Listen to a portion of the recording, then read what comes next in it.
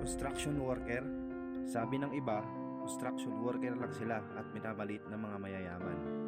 Pag may bagong itatayo na building, sila ay nakatuod sa laki, design, taas at higit sa lahat, ganda ng itatayo nila. Sino bang mga construction worker? Sila lang naman po yung nakatapos ng elementarya at high school na may mababang uri ng pamumuhay kung ituring ng ilan. Sila yung nagtatrabaho sa ilalim ng tirik na araw o sa matataas at malalaki at delikadong building. Sila yung hindi iniisip na mahulog o mabagsakan na mabibigat na bagay sapagkat iniisip nila kung paano bubuhayin ang kanilang pamilya sa tamang paraan na walang inaapakan na tao.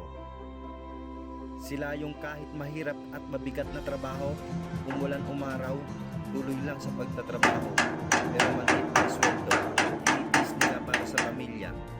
Ganito nila kamahal ang pamilya nila. Lahat gagawin nila, walang iniisip na hirap at pagod.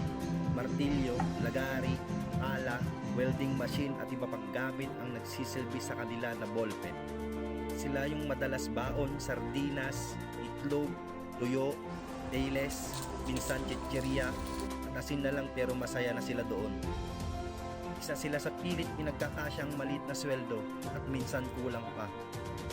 Be proud dapat tayo sa kanila. Construction worker lang kung tawagin sila. Saludo po ako sa inyo na proud kayo bilang isang construction worker na minamaliit lang ng karamihan.